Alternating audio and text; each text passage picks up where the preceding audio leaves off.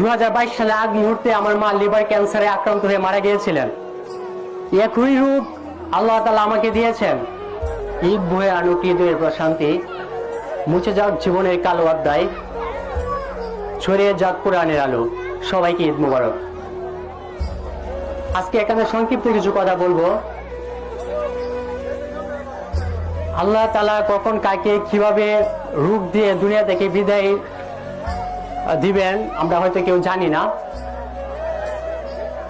আমি আমার গ্রামবাসীর উদ্দেশ্যে একটি কথা বলতে চাই।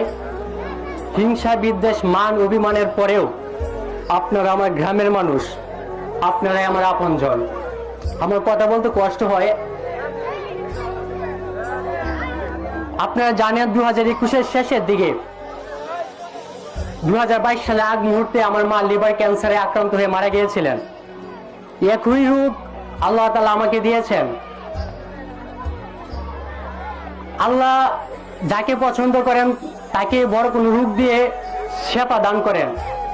আমরা সকলে বলি আমিন।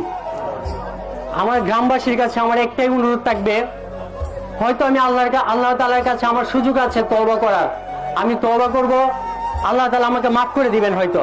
কিন্তু এমন কিছু গুনাহ আছে, এমন কিছু পাপ আছে যেগুলো হয়তো আমি আল্লাহর কাছে ক্ষমা চাইলে আল্লাহ আমাকে কখনই ক্ষমা করবে না, যতক্ষণ না আমার গ্রামবাসী, যতক্ষণ না যাদের কাছে আমি অন্যায় বা আমার হক, যাদের হক আমি নষ্ট করেছি, এরকম কিছু ছোট বা শস্য দানার মতো কোনো কিছু যদি আমার থেকে থাকে, সেটা যতক্ষণ না আপনারা আমাকে মাফ করছেন ততক্ষণ পর্যন্ত আমার আল্লাহ আমাকে মাফ করবেন না।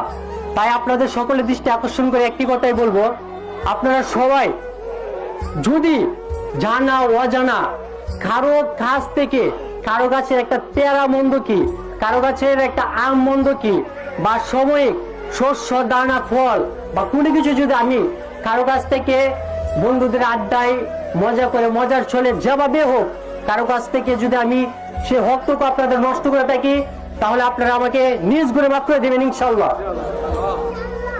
আমার প্রতি আপনারা কোনো কষ্ট রাখবেন না, কারণ আজকে হয়তো আমি মনে করতেছি যে আল্লাহ আমাকে একটা রূপ দিয়েছেন, যে রোগের হয়তো আমার সময় আয়ুষ্কাল হয়তো কম হতেও পারে বা আল্লাহ হায়াত দিলে বেঁচে থাকতেও পারি। কিন্তু আমরা যখন জানবো যে আমাদের আয়ুষ্কাল আমরা চলে আবার আগ মুহূর্তে আমরা যখন আমাদের মাথায় যখন আসবে যে আমরা থাকবো না, চলে যাব, তখন আজকে আমি আপনাদেরকে যেরকম ভাবে দেখতেছি আপনারা আমাকে সেরকম ভাবে দেখতেছেন না, কিন্তু আমার জায়গায় যখন আপনারা আসবেন তখন আপনারা নতুন এক পৃথিবী দেখবেন, নতুন মানুষ দেখবেন, নতুন চিন্তা ভাবনা, নতুন ফিকির, নতুন সবকিছু দেখবেন। সেদিন আপনারা বুঝতে